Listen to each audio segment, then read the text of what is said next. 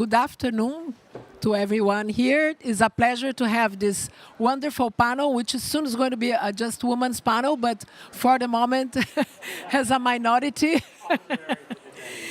We have a very interesting panel here to share some conversation we want to have this afternoon about how we can unlock access to climate finance, and in particular, how we can unlock access to climate finance considering least developed countries and seeds, given the need for these countries not only to mitigate, but also adapt to climate change.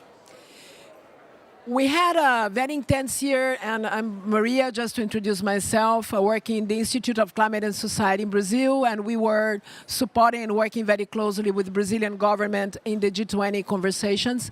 And I'm making this mention because a lot of the G20 conversations relate to what we are going to discuss today.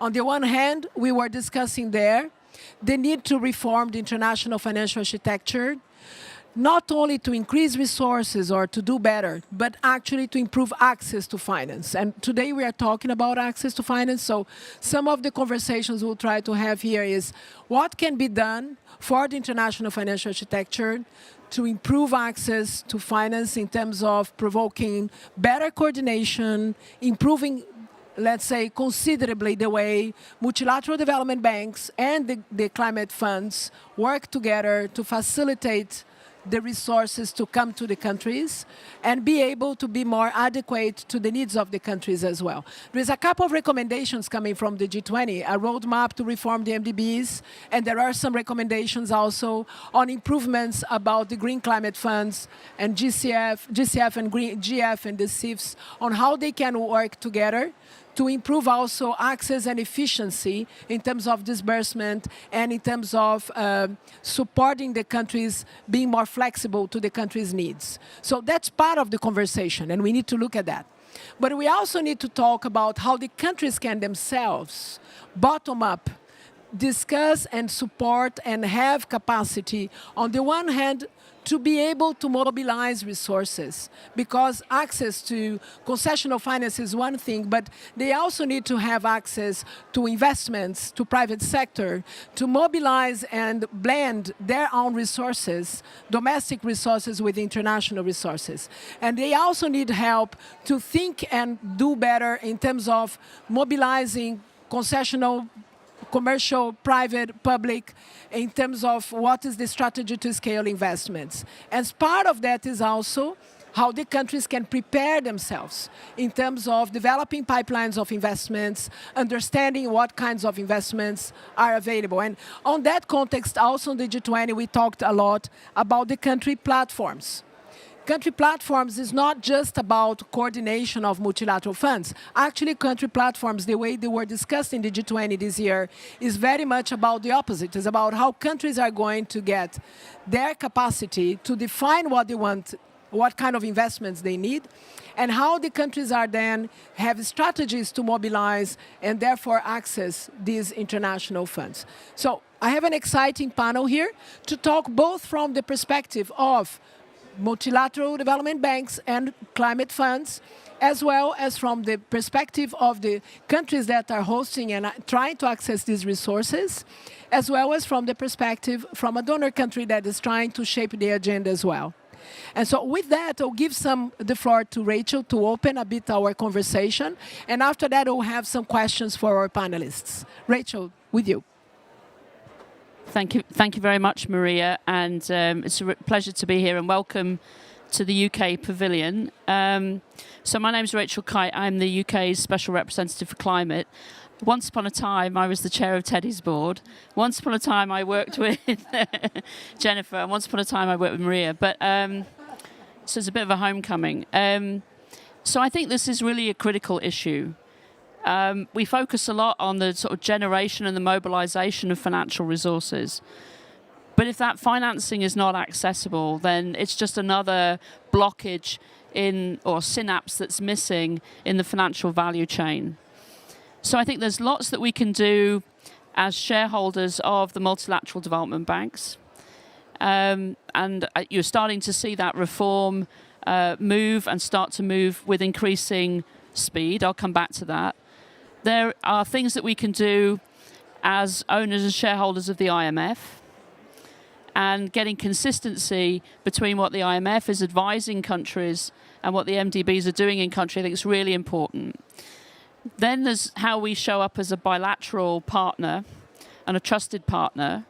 And I think that's, there's a lot of scrutiny around that, I think, at the moment, because really, if we're going to make the kind of change that we talk about in wrestling with climate impacts and what they're doing to prosperity and growth prospects for emerging markets and developing economies, then it's really important that we are using our development finance, our precious concessional development finance, to leverage the maximum in terms of putting in place the pipelines of projects that can be invested in, but helping countries develop their domestic capital markets, helping reduce the cost of capital, helping with trade rules that work. So you've got to apply that concessionality in a very, very specific way for very specific outcomes.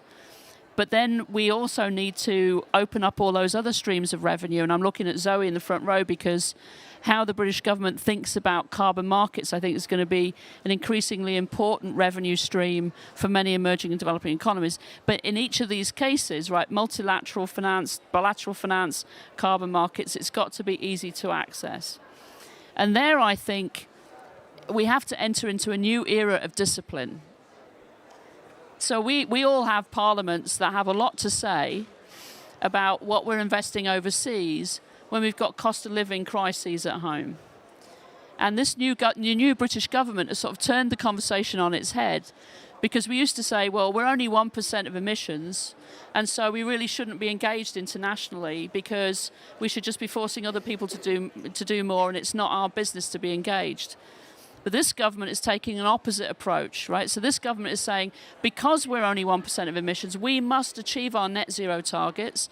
And we are announcing, while we're all in another room, an extremely ambitious NDC for the next 5 years, an 81% reduction in emissions over 1990 by 2035. So that makes us net zero or even above the line in terms of ambition.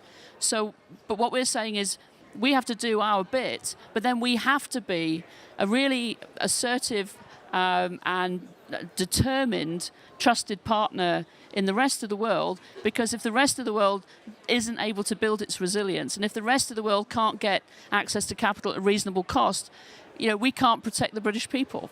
And so I think that you're going to start to see a renewed vigor in the way we show up in every place we show up, really trying to work on what will make that capital accessible to countries. Now, I think the other thing is, I was in a GCF panel last night, and we talked about frustration and fragmentation. And I think over the last 25 years, we've seen an enormous amount of fragmentation. And the donors, or the partners from developed countries, have to own that, right? You have a new minister comes in, they want to have a new initiative, a new acronym, and a new club, and whatever. And we've got to find ways of working that mean that we don't sort of fragment, because that brings the transaction costs up again for emerging markets and developing economies. Which brings me to two very quick points. We will make an announcement about our IDA contribution in the next few weeks as well, before the 5th, 6th deadline. And it's going to be a big number. And that's because IDA is the most efficient way to provide resources that can be owned by the government, right? So I think it's important, when there's always a pressure between multilateralism and bilateralism, I think that's an important signal from us as well. And then finally, we announced today that we've helped the climate investment funds go to the London Stock Exchange and issue bonds based on the portfolio. That's going to raise $7.5 billion of private finance that the CIF can then use to invest in decarbonising industrialised, projects going forward. And we can do it again. And I think, having done that, then we can start showing how that can be done by others. And I think that if you can get that kind of cash injection into a platform that is proven to be working, then I think that's a good thing to do. Wonderful. A lot of ambition from UK. I would start with a question for our two members here of the international financial institutions, and starting with the World Bank, Jennifer. What are your thoughts about things that you see that can be done already to improve access? And in this discussion on international financial architecture reform, what do you think can be done further for improving access? Well, thank you. And it's delightful to be here. And thank you for the UK for hosting this. And I always joke, Rachel is always pushing us to do more, and she continues to do it from wherever she sits. So happy to see that. And Maria also with the G20 and the TF Clima, fantastic to have the Brazilian government really to bring together the climate streams and the finance streams. That was really important at the G20 that we actually acknowledged that. So anyway, I think this is a fantastic event that we're focused really on low-income countries and also the SIDS, the small island developing states. And how do we help them and support them get access? And so I'm looking forward to hear from Rwanda, because it's very actually important to hear from governments themselves. The access is really how can we support you best. But let's remember that finance for climate action is finance for development, especially in the lower income countries. And indeed, we need finance that helps countries achieve their SDGs and development outcomes, but they need to support them to do it in a low emissions trajectory while building resilience. And that's what we call the Paris-aligned climate finance. So at the World Bank, we take this mandate very seriously to really focus on the least developed countries and also the small island developing states to access the climate finance. And again, we know these are the countries that have contributed the least to the climate crisis, but bear its greatest impacts. And let's just remember, I mean, there's human beings at the center of all this, right? For the poorest and most vulnerable, climate change can leave people and countries just one disaster, natural disaster away from poverty, undoing decades of development. So it's really, really a much greater impact. I mean, devastating to see impacts in wealthier countries, but it really impacts much more human lives in developed countries. And of course, SIDS, the small island development states, are home to more than 65 million people. They also have a unique challenge. I mean, it's an existential threat. And it's beyond, it's just coastal erosion, it's everything. It actually might mean, remote locations, dispersed, they don't have, so really how do you get economies of scale for them to support them in any way? Thank you, Rachel, for highlighting the importance of IDA, which is one of the lending windows of the World Bank. We also have IBRD for the middle-income countries. SIDS fall between the two. SIDS are sometimes a low-income country and also a middle-income country. But for us at the World Bank, through our financing, we devote 45%. Ajay Banga last year put a target from 35% to 45%. We really upped the game and went to 44% last fiscal year. So first of all, it's for MDBs to commit to actually have a climate finance target, and that's really important. And to also separate what we're doing for low-income countries, middle-income countries, and high-income countries. As Rachel mentioned, what's important if we're talking about working as a system is that IDA and RBRD, we actually work through recipient governments.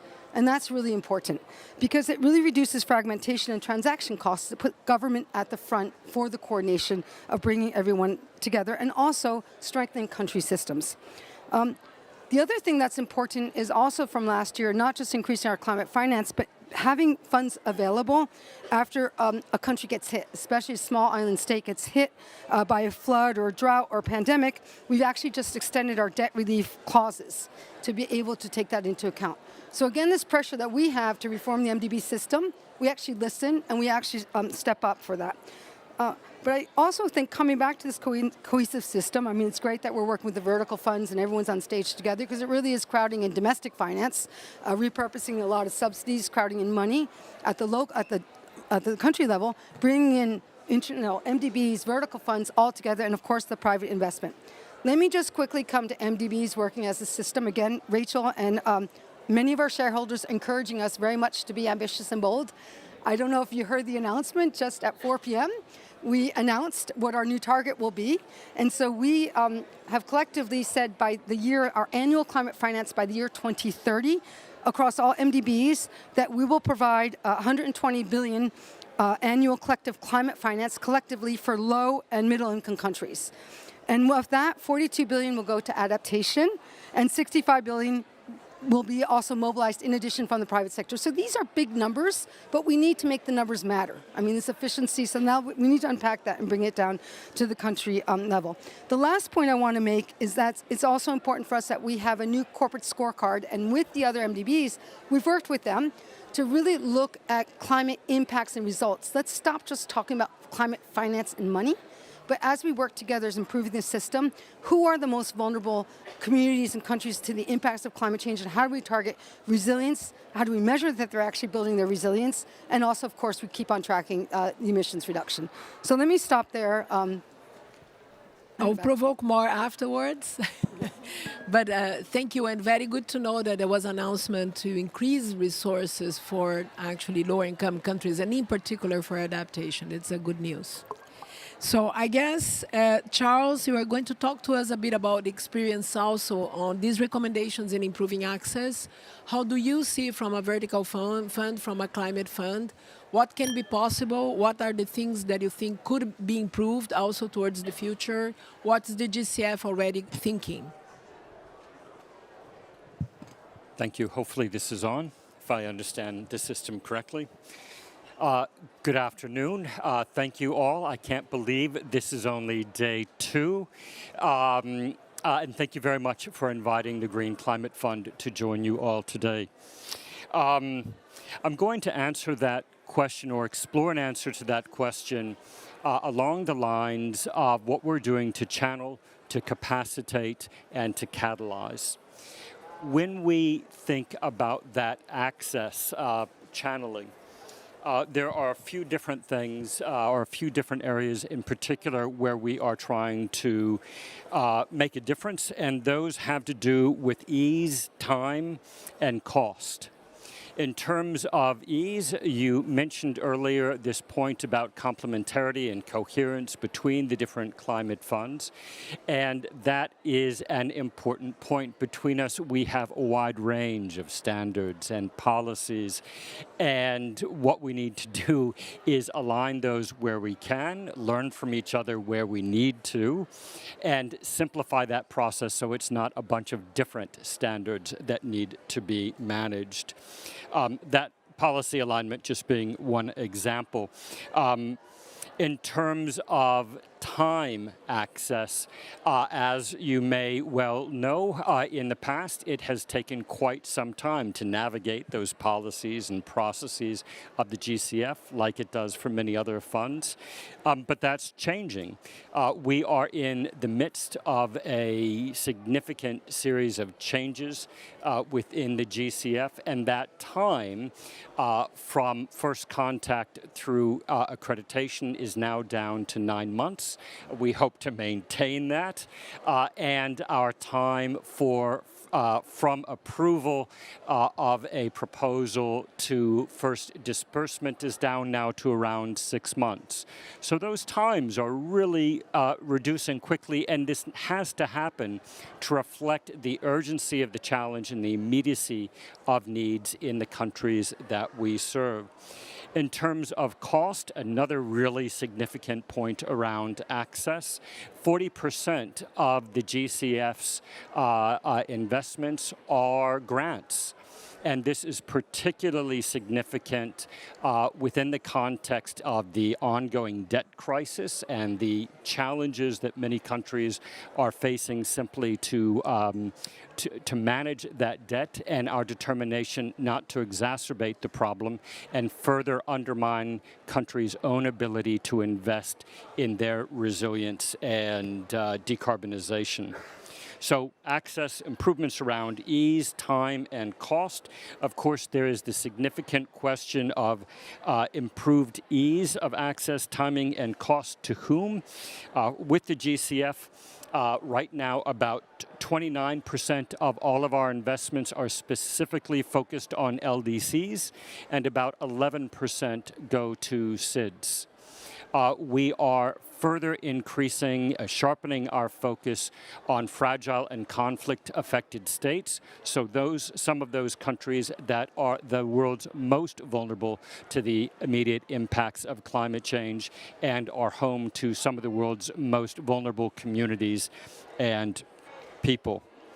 On that point of capacitating, I'll use that to riff on this point about country platforms because that's really how I see that. Of course, in our approach to readiness, frequently this has in the past been associated narrowly with readiness to access project-based funding. And of course that is important, and of course we will continue to invest in project-based readiness. This is extremely important. From our perspective, we are investing in the ability of national entities not only to access funding through the GCF, but through a wide variety of other platforms and partners as well. So this is well beyond investing in access to GCF.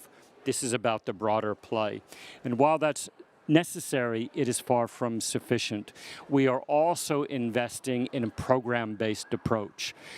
Project by project was never the right way to play, especially now with the urgency. And so we are investing in the ability of countries to engage in processes to define and elaborate on their own large-scale programs, and critically to ensure that the processes that they invest in, develop for developing national adaptation plans, for instance, that process is inclusive. And so we're supporting that as well. And I'll just make a final point around catalyzing specifically with regards to the private sector.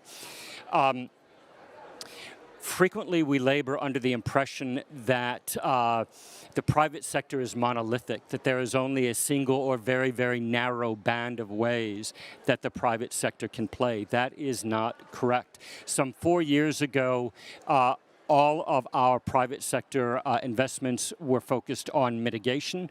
We set out to demonstrate that there are many other ways that the private sector can play, specifically around adaptation. So now, 4 years later, some 30% of all of our investment with private sector is focused on adaptation.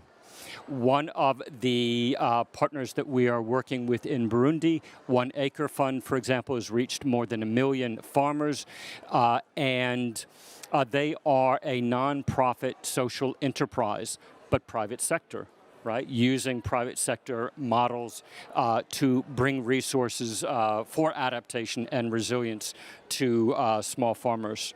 I'll wrap up there, just so we've got enough time for conversation. We'll have more conversation. Teddy, actually, Charles was talking about the country platforms and mentioning the programmatic approach, and also you were talking a bit about at the beginning on the issue of access not being just the access to the multilaterals, but also how a country get prepared and mobilize and can actually align its national plans with the climate needs. So I would like to hear from you as a recipient countries, what are your views, provocation, but also criticism, how we can make this more efficient, and what are the things we need to think about towards the next steps as well. Thank you to the UK government for the invitation to participate on such an interesting panel discussion. I think it's, when we've been talking about access to climate finance, a lot of the times we find ourselves, on the recipient side discussing, what are the challenges. So I think it's great that we can have both the providers and the recipient come together to really discuss this challenging topic. So maybe just to share a bit of what we've done in Rwanda. One thing is that we learned that we have to start with a clear vision. So I think it's really important that, again, here I'm talking on the side of the recipients, not necessarily representing everybody, but just to share what Rwanda is doing. We believe that, addressing climate change and building resilience of our, economies is the right thing to do. So I think that's the most important thing that we need to start off, right? Then the next one is we've set ambitious targets, right? So we need to be ambitious, whether it's with our NDCs, because again, we do believe that this is going to be important for, for our people. Then once we've done all of that, what we realized is that we needed to have a mechanism for financing. And I like that everybody kept talking about the country-led platform. And that's exactly what the Rwanda Green Fund is.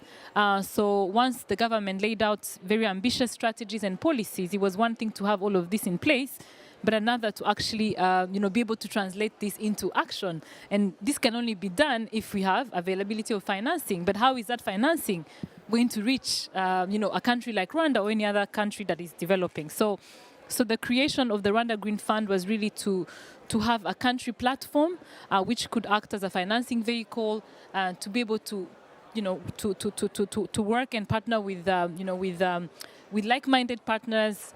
And so we've been able to mobilize financing both through bilateral and multilateral. So we've been able to access the Green Climate Fund. We've been able to access the CIFs. But again, just also to highlight that the fund was actually, it came to really, it was realized with the support of the UK government. So the UK government played a big role in the design and operationalizing and providing seed funding. So from just 32 million pounds, we've now been able to raise 300 million over the last decade. Now, one thing we've quickly realized, so that the fund has been in place for 10 years. We started off with a project-based approach. And now, what we also do believe in being agile and, also learning from the lessons. What we've realized is that, the project-based approach is fragmented. So just want to really reiterate what Rachel said. It is fragmented, and in the end, we don't necessarily see the impact. It's very hard to see impact if you're raising 30 million and placing it into 10 different projects. So, which comes now to the programmatic approach. So now what we are discussing at the national level is even this topic of addressing climate change is not just an issue for the Ministry of Environment. So now we have our Ministry on Finance that is coming on board to say, how do we, starting from our national priorities, how do we ensure that we are actually addressing climate change, across different sector priorities? So how do we build resilience of our food systems? How do we make sure that when we are developing our infrastructure, how are we building climate resilience in the planning processes? So that's one thing that now we're really embarking on.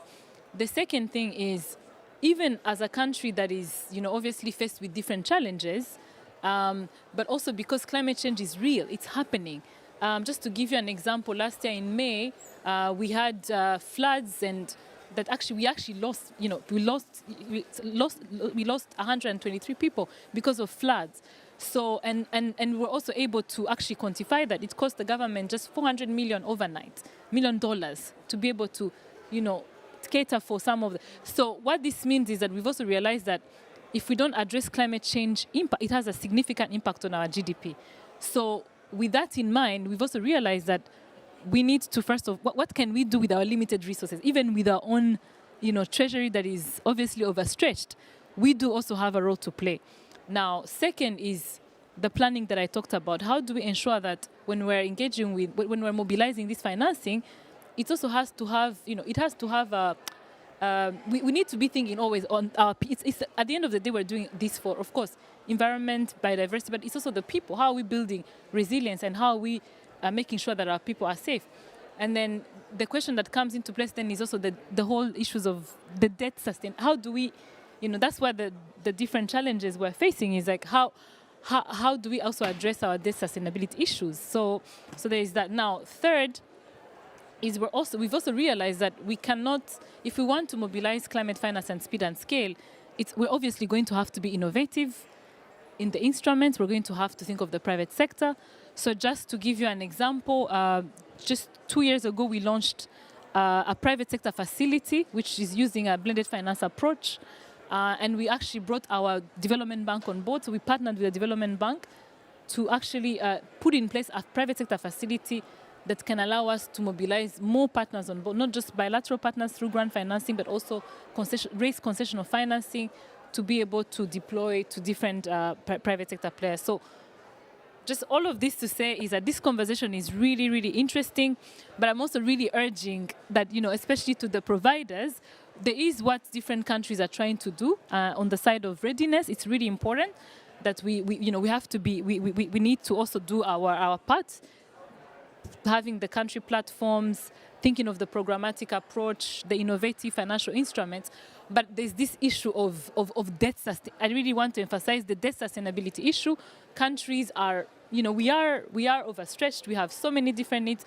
So, which is why I just wanted to call out really for that. Once we're thinking of these reforms, it's really important that we think of this. And but just want to also thank the different, whether it's the Green Climate Fund, the World Bank, our bilateral partners such as the UK government. I think it's great that we're all coming together to discuss this issue. Thank you. Amazing, amazing really work, and very interesting to hear about all these experiences. But the comment, I think, very important that you're saying is not just about the amount of money, but the quality of the money and the kind of money, and it's not about just that and not indebting more a country. Rachel, I would like some reflections from your side also when you see these capacities in the countries and the role that country platforms could have. How do you see the challenges also in terms of you coming from your past in the World Bank in improving access as well? So thank you. So I think the experience of FONER was really illustrative, right? So here's a country, comes up with an NDC, with an ambitious NDC, creates a fund that is well governed and well managed and, you know, a bona fide financial institution. And so under the Paris Agreement, Article 9, Article 2, Article 6, we got to put resources into a well-managed country platform that I mean, that's the language we use now, right? But, you know, into a country-owned financial mechanism to back its NDC. So then on the sort of supply side, we've got to deal with decades of development finance and climate finance, well-intentioned bureaucracy and political slings and arrows, because what the Paris Agreement says is that we've got to have a trusted relationship. So we then put the money into, you know, put the resources into a fund that is going to be held accountable for funding against the priorities of the NDC, and the government has to be held accountable for, you know, making sure that that's well accounted, well governed, well managed, financially responsible, etc. And then we've got to be held accountable for living our commitments under the Paris Agreement. And look, we're not in a trusted environment at the moment, right? We've been having a sort of circular firing squad conversation around climate finance. And hopefully here and next week we can have an ambitious NCQG and start to take another step towards building trustworthiness in the relationship, right? But I think if we can then help every country, I mean, some countries have got JETPs, some countries have got big country platforms, some countries have got really good financial institutions that are creditworthy. Every country needs to be mobilizing its own domestic savings. Every country has to be accountable to its people for using its domestic savings effectively.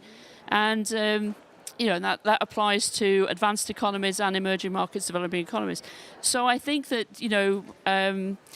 because the impacts of climate change have kind of, tomorrow's arrived today, we really can't afford to not trust each other.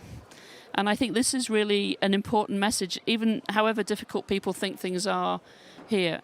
The other thing I'd say is that little innovations go a very long way. So the Brazilian government should be absolutely lauded for bringing finance and environment ministers together, right? So we've brought finance ministers together to talk about climate and carbon markets. Environment ministers sometimes talk about trade, sometimes trade ministers talk about it, but they actually brought them together in the same room at the same time. And in many capitals, even in G20 countries, the relationship between environment, climate and treasury is really not that strong, right? So they were having conversations in a G20 meeting in Brazil that they're not having in the capital at home, right? So this is a fantastic innovation. I think it led to all kinds of good ideas. And I think it's just wonderful that the South Africans look like they're going to continue the innovation. And I think we certainly as the UK would encourage the South Africans to do that. So it sounds bizarre that this would be such an obvious thing that hasn't happened before. But I think it's a story of how we have to a secure access to finance, not just through climate finance, which gets negotiated here, but in the system that has to be bigger, better and fairer, as my foreign secretary would say, which is the financing of climate, right? So that's the international financial system that's got to come and deliver. So in both of those things, we have to have access to finance at the front of our minds, and it has to be fairer. So now I'll move to our final question, but I'll go to our next step. Teddy, you talked about the programmatic approach. And I think we all talked about more resources, but also Charles was mentioning, and it's very good that the fund is also thinking about not only debt resources. It's not just about access to loans and more debt. No, but the question I wanted thinking about scale and the challenges, and I will start with you, Teddy, then to pass to the others, is, well, we want to scale more resources. We are talking about increasing IDA and so on, but we also want that the countries can have access quickly to these resources, disburse these resources quickly, and be able to implement their plans. And there are quite a lot of challenges, as you were saying. Nationally, you have to deal with fiscally, and you have to deal with all these funds with different requirements, and mobilize private sector. So I would like you to go a bit deeper on the programmatic approach, and what we would like to provoke now, thinking as a message from here to also as Brazilian, COP30, what we want to start pushing for, beyond just talking about more money, is about accessing the money that's there or whatever is going to come. How you see this being improved? What we need to think about for this programmatic approach to happen, for you to have an easier way to access these different funds with different criteria, for things to be more smooth in terms of being able to actually also access private investments? Thank you very much. Very good questions. But just to I think we all know. I see some of my colleagues from the different developing countries, but when it comes to the challenges, it's resource intensive. I think that's the first big challenge, and so this requires for us to mobilize funds to be able to get good technical expertise. And in some instances, we don't even have this in country. So one of the things we're thinking about as we move to this programmatic approach is how do we even build, capacities within the countries.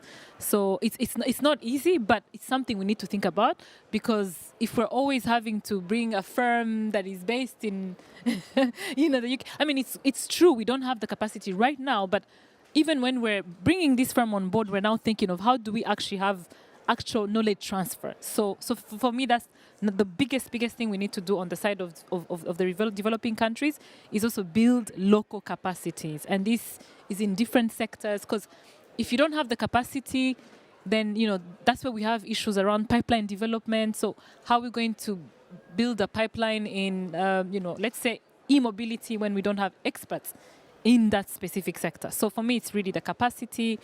Then the next challenge, which is not necessarily on the providers, it's also even coming up with these programs. So that at the national level, is the planning that is required is also quite intensive. And you talked about, so it's not just an issue for the environment side, but we see really the relationship with the Ministry of Finance being very critical, because at the end of the day, so our Ministry of Finance is not just finance, it's Ministry of Planning and Finance. So it's Minecofin, so economic planning and finance, all together. So we've also realized that, okay, if we really want to come up with these programs, if you're going to do the programmatic approach, it's not something to do within just one sector. It's not the environment. No. You need to work with different sectors. And I think the right channel is the Ministry of Finance, whereby so for example, for us right now, we actually started off focusing on three main priorities: so sustainable landscapes management, climate smart agriculture, and sustainable cities. So we've started designing the programs with the sectors themselves. Because another challenge is if as a fund, if we're only focused on bringing the money, and then when the money comes, there's also issues of absorption capacity. So it's also a process that needs to be done. It's us with that sector that's going to use the money once the money comes. So that's another, it's not easy. You need to really make sure that we're planning together, but also looking at, we don't have to necessarily create additional layers. So it's saying, look, Minister of Agriculture, you have this 5-year plan. You want to have, so right now it's food systems is the biggest thing. You want to build resilience of your food systems. What will it take? So it doesn't, I think in the past, we've always come as, as people who are asking for extra work. And at the end of the day, the Minister of Agriculture has his KPI. So we're saying, like, look, we want to help you actually build resilience of your KPIs. Not, this is my national whatever plan, and now you need to think about climate. No, it's saying, look, if you don't think about climate change, then you're not going to achieve your KPIs. So it's that process. So I would say that really it's the capacity, it's the planning, and it's working with the different sectors that at the end of the day are going to come and absorb that, to address the absorption capacity issue. The mainstreaming, right? So, Jennifer, I'm actually going to ask how you, World Bank, would deal with these needs and this kind of perspective. How you see the bank's role in supporting this kind of needs from the countryside. No, and thank you for, it's great to come after Juanda, because actually, the leader there, so as Juanda has already outlined what it is, and we call it a country platform or your country priorities, development and climate priorities. For us, we can come and just work directly because you have your 3 big programs, and so we can really align behind it. And so I think at the World Bank, another thing we announced today, and also pushed by the G20 and building on the country platform approach, is that we have agreed to a common approach to how we're going to do country platforms. And it's really about client-led, country-led, country-owned, where there's a political commitment, and also around our strong NDC and LTS. I'm looking at some partners here too, where the MDBs are going to work together in support of government to have those clear targets. So before, when we talk about financing at scale, we really need government's strong commitment targets, where they're going, what's the north that we're all following, and align behind them. So I think on the country partnership platform paper that we're putting forward is first supporting governments so they can put out the ambitious NDCs and LTS, which Juanda is already 3 steps ahead. But then after that, once you have that country ownership and targets and commitment, is really unpacking what are the policies that might get in the way and the regulatory reforms that you can unlock quickly that would help you crowd in investment, but also unlock domestic resources.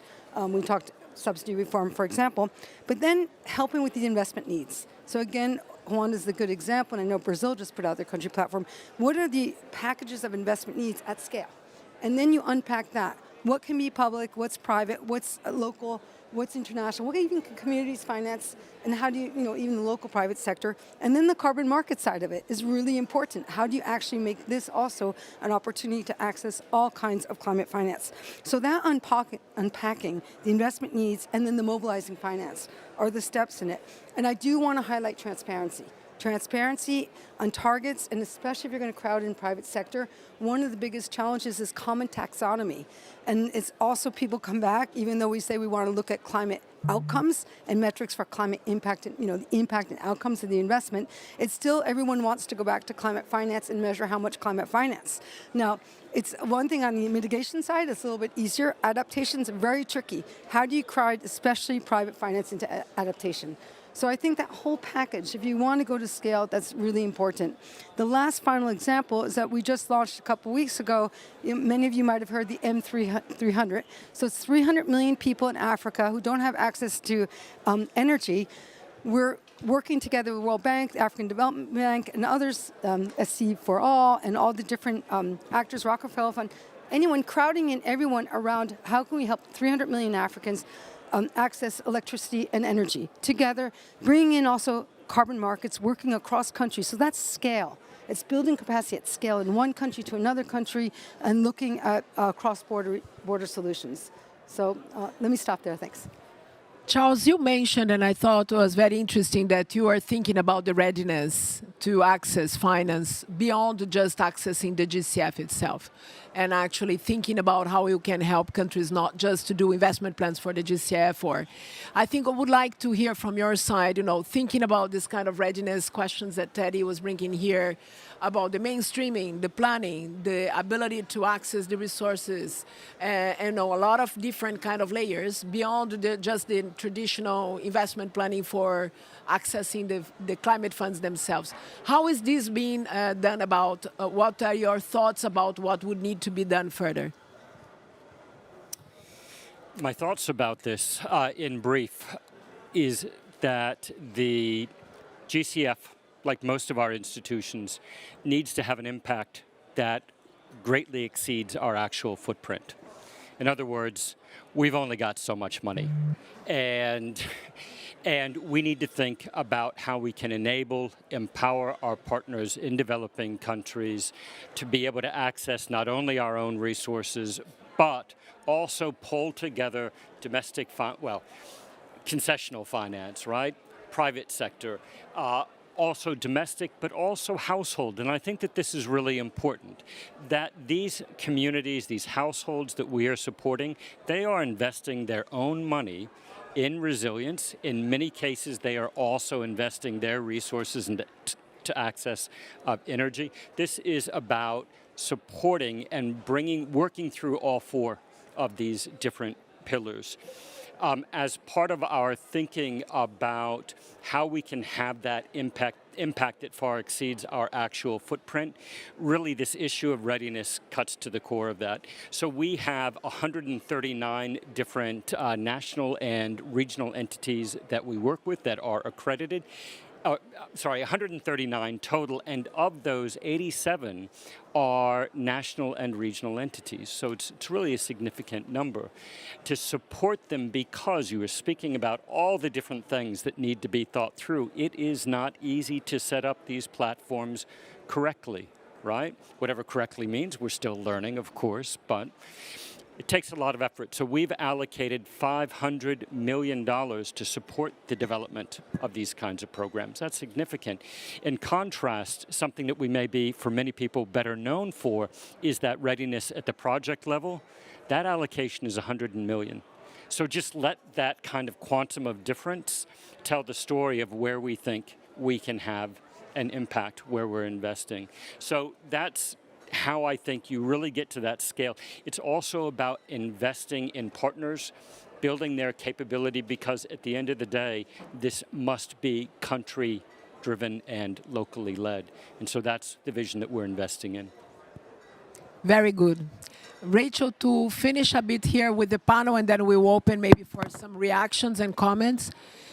I want to provoke you more thinking about now COP30, and we want to look at this access question. I think the access question is important because very often we are just talking about more money, more impact, more effectiveness. But, having myself worked many times in trying to access the GCF, for example, I know what does it mean to move from to 6 month disbursement and signature. Wow, I can tell you, I had experience of waiting a year and a half, and I also understand, how complicated it is sometimes to put together a whole strategy to be able to scale a national plan that brings climate change all together. Is completely different than just looking for money from project by project. So what is these things that we can start thinking as provoking really, as trying to think together, that we could think about going to COP30 and have some success in terms of showing that we improved really access, we promoted, that we could put together here as ambition to think as an agenda that we all together can work towards. So I think that so the UK and Brazil, as two countries that have come early with their NDCs, with ambition in them, are going to work really closely together. So we're going to be on one big sambaton for the next 12 months. But I think that there's a number of things that we need to do, and in no particular order of priority, because everything is urgent. So we need to see progress in the debt in relieving debt service stress and liquidity stress.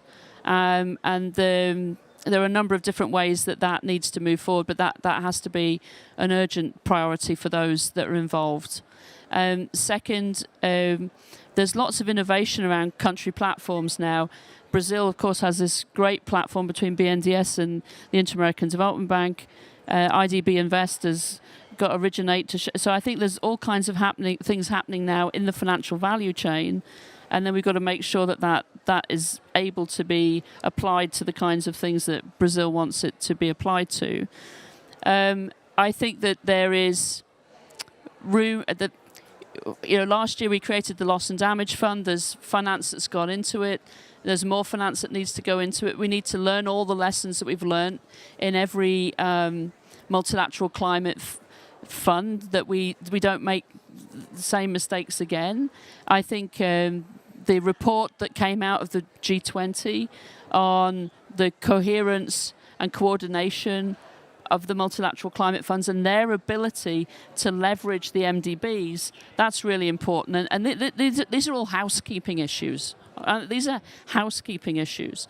I think there is a real need to focus on local currency financing, credit enhancement at the national level, getting to the point where sovereign investors, sovereign funds from all over the world, and then domestic savings are confident enough to invest in the things that countries want to do. So if less than 2% of your GDP is being invested in your own energy transformation, no matter what international finance is going to flow, that's not enough. But that conversation only happens if there's perceived to be more fairness in the international system. So I think that these are all issues that the UK, the new government is across, and we will try to push on each of those doors. But then I think that for the most vulnerable to climate change, and the kinds of things that we started to see happening now that were really pushed on under the Bridgetown agenda. So, the ability to alleviate a country, to make it easier for countries before the disaster hits. So I think what the World Bank announced today and the other MDBs in really making that much more available, I think is really important. But we can't ensure our way out of a climate crisis, right? We have got to find ways to mobilize domestic resources, find new financial revenue streams like carbon markets with integrity, and then the international finance that needs to come on the back of it in order to build resilience now, because this is only going to get worse over the next few years. It's baked in. And so the conversation around adaptation really it's come center stage, but it has to come center stage in a new way. It has to be a conversation about how are our social safety nets going to cope and be able to support health and education systems to function through the kinds of climate impacts that we're seeing now. How are we going to find ways to mobilize or protect the fiscal space that countries need when climate is going to be knocking 3, 4, 5 percentage points of GDP off every year. So adaptation and finance has come to the center stage of climate finance. Adaptation finance now has to move to the center stage of the discussion about financing climate. And then finally, Brazil's come out with this real ambition around an at-scale way to invest in nature, the TFFF. We have a responsibility as an international community to help Brazil design that so that it works at scale with the right impact, because this is going to be the last best chance we have to ever do that. Thank you. I will now open a bit the floor, but before opening the floor, Dennis, I would like to give the floor to you to also listen from another perspective, from another country. What are your reflections from what our panel discussed today? Thank you so much for this opportunity to be part of this discussion, important discussion. I'd want to start by stating that accessing climate finance for developing countries is a matter of survival. For Uganda, actually, the figures show that we lose close to between 4 and 7% of GDP if the effects of climate change are not managed. Like Teddy talked about, we lost recently around $20 million because of flood in an area. So we overnight. So imagine $20 million for a least developed country. So I think this is a good opportunity for us as part of the Task Force on Access to Climate Finance to try out the right methods, the right systems of accessing climate finance, but then also making sure that we increase on the ambition. Now, for example, Uganda, setting up of a climate finance unit has really helped us. We have a mandate to increase access to climate finance and green financing, but we also have a mandate to make sure that when the resources are got, they're efficiently and effectively allocated. And who can do that better than the Ministry of Finance? Yeah? So we also have a mandate to increase on the coordination and also make sure that the capacity to attract financing, but then also help the line ministries implement these actions. So setting up of a climate finance unit with support from the UK has really helped Uganda.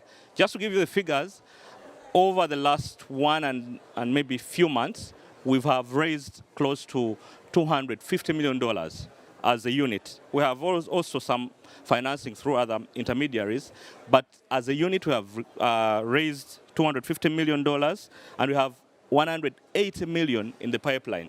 So imagine if we didn't have a unit in place, how much we would have raised. And we have a budget to make sure that we raise 28.1 billion until 2030 in line with our NDCs. Now, the unit, as part of the Task Force on Access to Climate Finance, has also undertaken in the last 1 year development of a national climate finance strategy that was supposed to be actually launched this COP, but we had some hiccups. We have also developed a national green taxonomy to unlock financing from private sector. We've also, we're working on our disaster risk financing strategy with the World Bank, the country climate development report. We're also trying to mirror our friends from Rwanda to set up a national financing vehicle. We're working with the UK internally to be innovative, because some of these countries are not so much setting up funds is not something that is aligned to the processes, but we want to be innovative to make sure that we have a national financing vehicle. Now, the financing that I've talked about is actually outside innovative financing. The discussion that has been going on making sure that because we have a debt distress, we have challenges when it comes to debt, we need to make sure that the innovative financing that we want to get is also not getting us back to more debt. We know that there are opportunities, and we're working on them to make sure that we have carbon markets guidelines ready as Uganda, to also set up a green bonds framework, to set up a debt for nature swaps. These are opportunities that we can have with our partners to make sure that we have more financing for climate action. And then lastly, we've tried out something with Standard Chartered Bank, a disaster financing, like credit, a line of credit that is triggered when disasters happen. So we want to also be innovative to make sure that even private sector can come in managing our loss and damage. Now, the other important aspect that I wanted to share, that under Uganda, as part of the South-South Cooperation, we have developed and we are actually undertaking our 4th cycle. The 5th cycle is next year of the East Africa Climate Finance Directors Meeting. This is a technical level engagement for 8 member countries in the region to learn from each other on how best we can access climate financing. It's innovative. I think it's something that we can replicate in other jurisdictions. Now, to the GCF, I think the opportunity that we have, and we've seen this is working, is to make sure that we emphasize and scale up the long-term vision, making sure that the different funds are working together to scale up climate financing. Because we see when they work together, it's easy to scale up action. Then the programmatic approach. Yes, Teddy, I think you're right about the capacity. We want to have good programs that can access climate financing, but we need the capacity to develop these. But then also we need partners that are willing to bring in the money to implement action. Thank you so much. Wow. So I think we have a lot of things that we can bring to COP30. I'm actually very looking forward that maybe by end of next year, we are going to have your country platform, yours, and the UK supporting many more, and maybe the GCF and the World Bank also here, facilitating a lot of the access with the IDA and resources for adaptation. I would like to thank everybody for staying here for this amazing panel. From my side, I think it's very important, and just wanted to highlight the importance for us to really focus also on the access. A lot of conversations, and it's important, about more money, a lot of conversations about, making it more efficient and impactful, but we also need to think about how these resources are actually being channeled and things are taking place. So that's also an important conversation that often we left aside.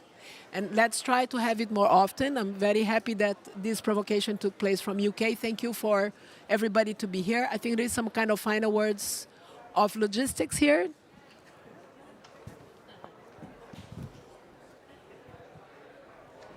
Okay, well, thank you very much. I just wanted to say a couple of things. First of all, I wanted to link this event to the new Center for Access on Climate Finance, which is co-hosting the event today with the UK. It's been 6 months since it's been established. I'm Amanda McKee, by the way, with the NDC Partnership, and the NDC Partnership is really proud and privileged to be hosting this center. The idea is to really take forward these types of conversations, particularly coming out of the task force on access to climate finance, which the UK government, together with Fiji, launched at COP26, currently co-chaired with Rwanda and the UK government. So this is the exact type of conversation that we really want to encourage through the center, creating spaces like this, helping to feed these conversations into the work that our members are doing, into the wider work of the NDC partnership. So just wanted to say thank you to all of our panelists. Thank you to everyone for joining. We also have a reception outside, which was what I really wanted to announce. So hopefully you'll stay and chat with us for a little bit.